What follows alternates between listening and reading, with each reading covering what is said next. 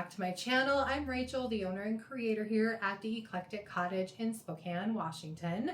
Happy Sunday, everyone. Hope your weekend is going well. For today's video, I have a little furniture flip for you. It's a cute little end table that I picked up a while ago at Goodwill.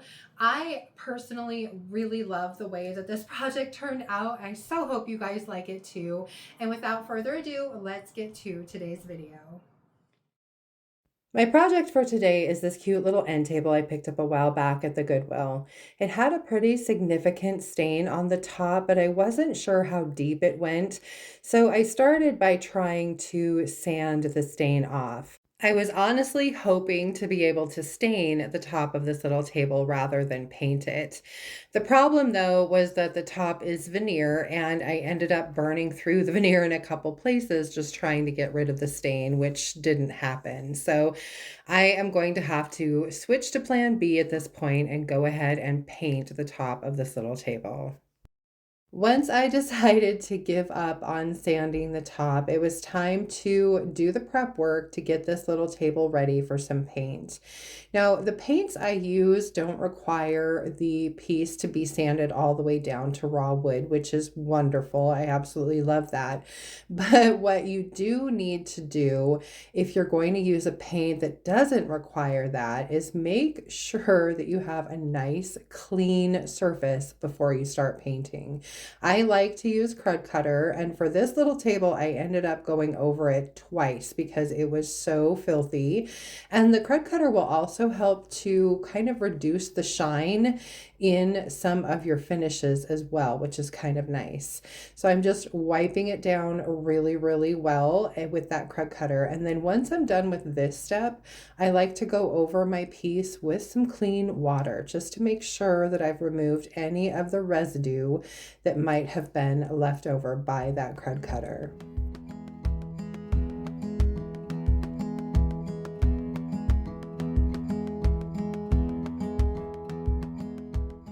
Once I had the outside of the little table clean, it was time to remove the hardware and wash out the drawers. Now, this drawer had some kind of sticky substance in it, and when we were at the thrift store looking at this table, I touched it and got goo on the end of my finger. My husband laughed at me. He thought it was pretty funny, but I ended up having to go to the bathroom to wash my hands because I had no idea what the goo was. So I washed out both drawers really, really well, washed underneath where the hardware was. And once I was finished with all of this, I also washed out the inside of the cabinet. Now you guys won't see me remember to flip the cabinet over and wash the bottom of it, which I eventually did remember to do. And let me tell you, I'm so glad I did. There were probably 8 or 9 little spider egg sacks on the bottom of this table. So it definitely needed a really good cleaning.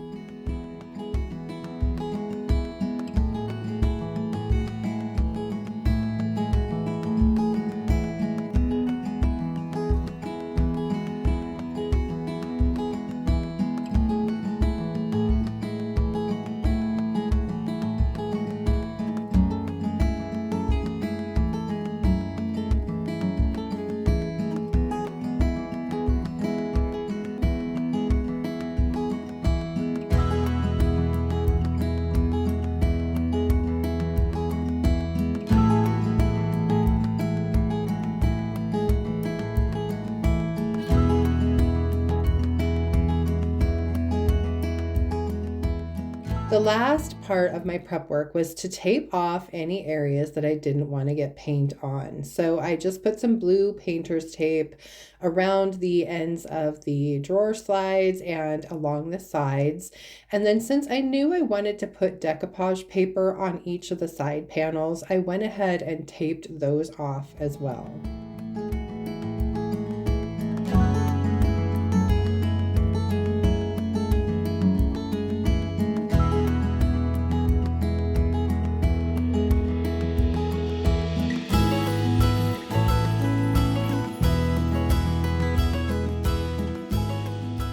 Once I'd finished all the prep work on the body of my little table, I went ahead and started painting it.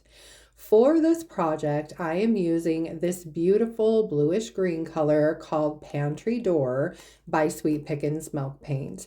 This is a color you guys haven't seen me use in a long time. It's a little brighter than the tones I normally choose, but I think it's going to be a really good match for the decoupage paper that I chose for this project.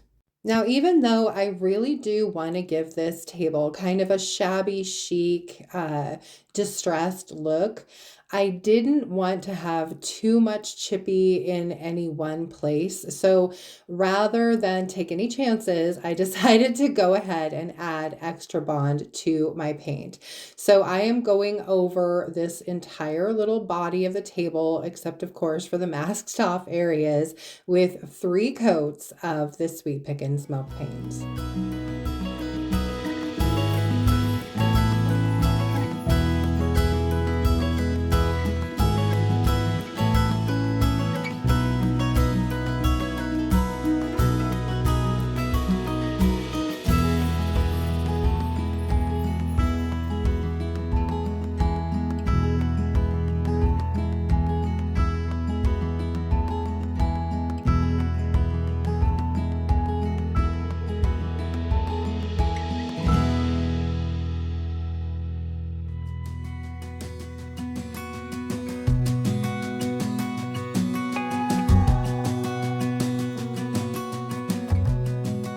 Now, of course, no project of mine can be complete without some sort of a little issue popping up. And this issue literally popped up. I had these drawers sitting there, and all of a sudden, this little piece of trim just let loose.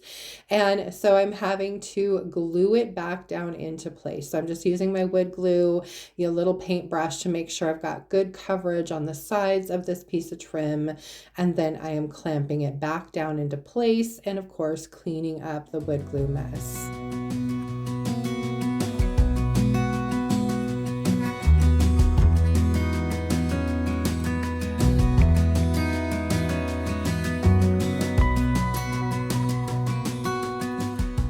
While I waited for the smaller drawer to dry, I went ahead and began working on the bigger drawer.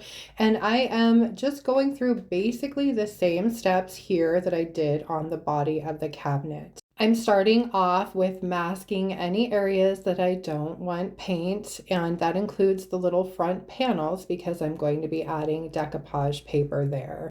Then once I have all of my areas masked off, I begin painting. And I think I put 3 or 4 coats of paint on each of my little dresser drawers.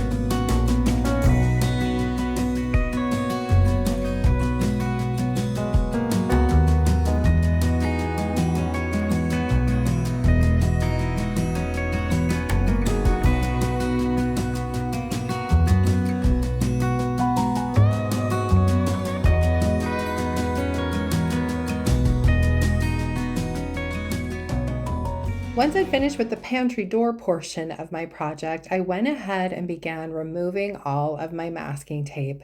I was trying to be very careful not to accidentally peel on any of the paint off as I went, so I'm just going slowly and meticulously removing this tape.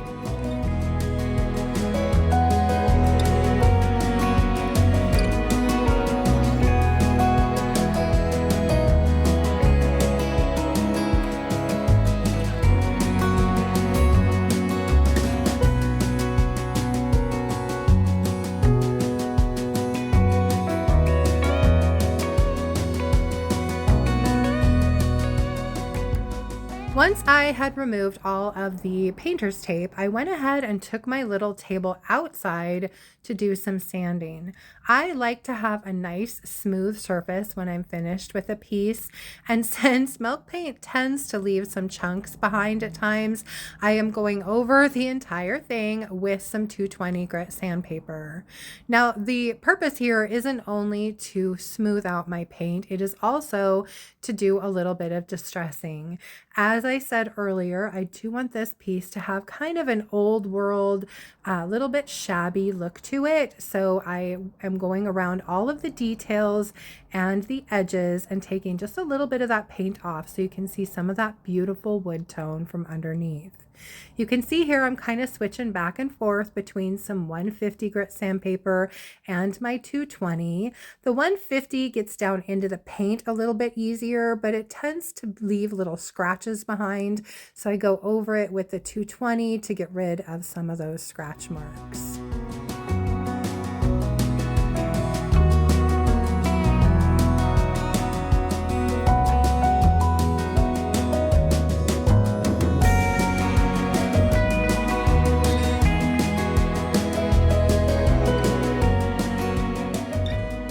The next step is to get my base coat down for my decoupage paper. So basically anywhere I didn't paint, like on these front panels of the drawers, there's going to be decoupage paper. And I like to have a nice light neutral background for my decoupage paper. This helps all of the colors in the paper stay true and the images stand out really, really well. For this particular project, I am using the DIY Cottage color called Plaster for a few reasons.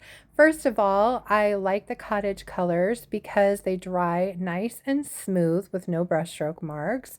Secondly, they have a built-in sealer, so I don't have to worry about my decoupage medium reactivating my paint and having that paint leach into my decoupage paper. And thirdly, I have just a little bit of plaster paint left, and this was a really good reason to use it up.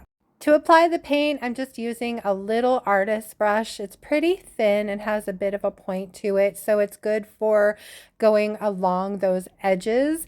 And it did take me a few coats of the paint to completely cover up the wood tone underneath.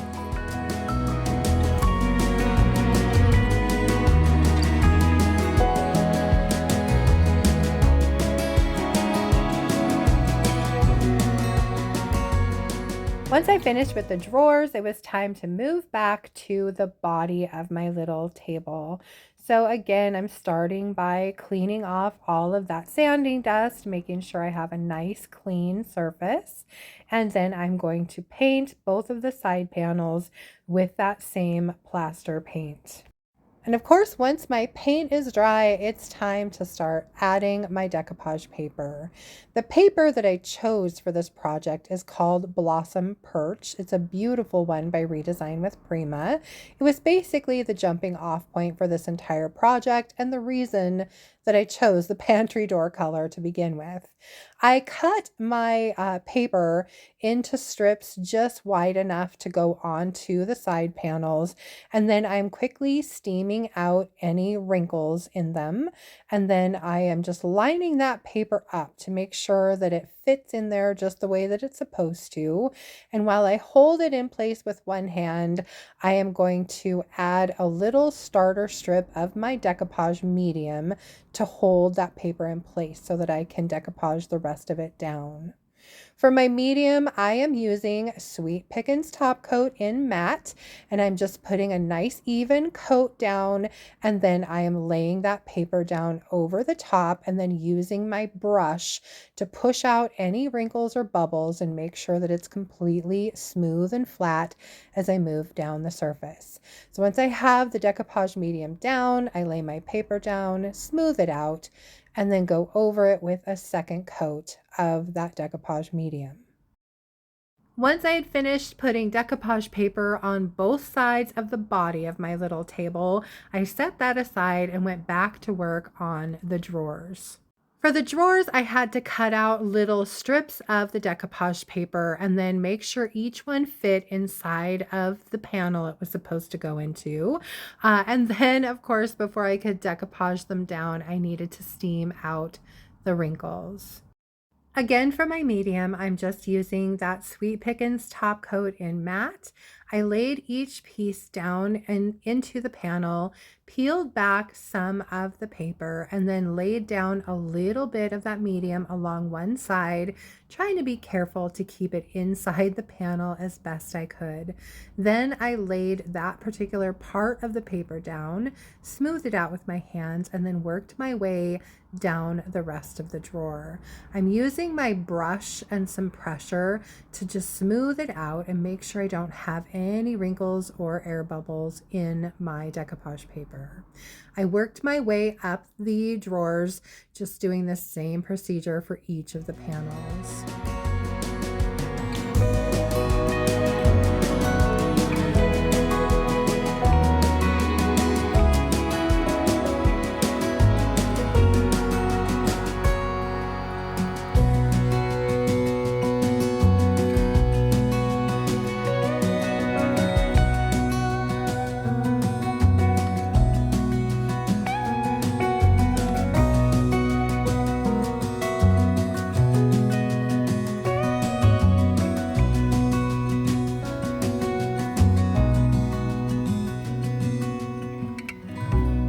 Before I could move on, I needed to remove the excess decoupage paper from both sides of my little table. So I'm just using some 150 grit sandpaper and kind of a downward sweeping motion to sand that excess paper off. Now, although I cut my paper really straight, I have a feeling this table isn't quite square. So there were a couple places where the light color from underneath was really kind of shining through. So I went along the sides and added just a touch more of that pantry door color to cover that up. Then once that paint was dry, it was time to seal my piece. And for that, I am starting with a coat of DIY's clear wax. Just going in with my soft bristle brush and applying a light even coat to the entire piece and then wiping back the excess with a dry shop towel. Now I do go over my decoupage paper with that clear wax as well. I like the smooth, soft feel that the wax gives to the decoupage paper. Not to mention, I'm going to be going over a little bit of it with some darker wax, and this will add a bit of protection for my paper from the dark wax. Now, since I want this table to have more of a distressed, shabby, farmhouse, old world kind of look to it, I am going to be adding some dark wax. However, I don't want to add full force dark wax. I don't want to muddy my paint too terribly much. So I am adding a little bit of mineral spirits to my dark wax so that it goes on more like a glaze. I'm using that over the bulk of the flat portion of this table, and then I'm going in with a small little artist brush into the details to add a bit more of that wax just to make them really stand out well. Then to add a little bit of shadow and some patina to my side panels, I went around the edge of my decoupage paper with a little bit of that dark wax mixed in with some mineral spirits. And I'm just using a little artist brush to go along the very edges and feather that mixture into the paper. And this is one of those steps that I just kept working at until I was happy with how it looked. I added some dark wax with some clear wax and some mineral spirits and just kind of feathered it along the edges to get that dark vignette effect that you see in photos sometimes and really frame that decoupage paper in. Once I was happy with my side panels, it was time to move back to my drawers. And of course, I'm starting with a layer of DIY's clear wax first, and then wiping back the excess, and then adding in a little bit of that dark wax with some mineral spirits in it. And then I'm going to go in and add a little bit of that same shadowy detail around the edge of each of my panels. Again, I'm just using a little bit of dark wax mixed in with some mineral spirits and just feathering that around the edges. And of course, I just use this same technique on all 3 panels on my drawers. The very last step of this project is to reinstall my hardware, and this is one of those rare occasions that I really like the hardware just the way it is. So I am cleaning it with some mineral spirits followed by some soapy water, and then I am just going to reinstall them onto my end table. Once that's done, my little project is finally finished, you guys. I absolutely adore how this little end table came out, and I really hope you guys like it too.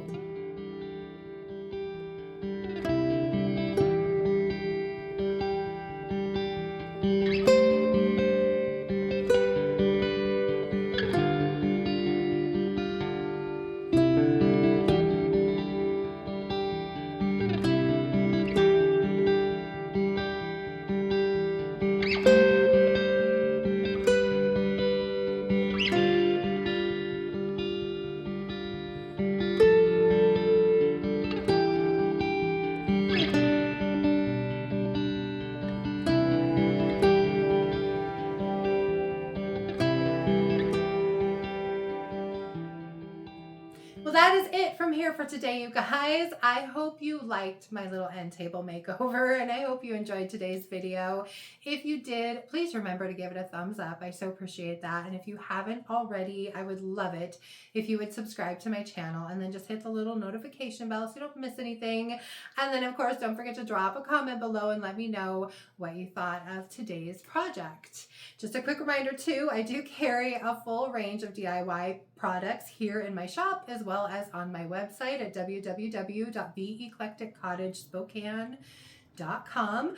I carry DIY paint and products as well as Sweet Pickins Milk Paint and products, some Recycled Treasures Decoupage papers, as well as some Redesign with Prima. So if you're in need of anything, check those out there. Again, I hope you guys liked my end table. I was really nervous when I first did the little wax around the door panels because I was getting kind of tired. It was kind of later in the evening when I was doing that. And when I first stood back, it looked just like a line. And so I went back and kind of feathered that in a little bit better. And I love the end result. So hopefully you guys liked it as much as I do. Fingers crossed. But anyway, let's see, the next video will be for Thursday. I have a couple little projects that I am going to be working on for that. So I hope you can join me back here on Thursday for that video.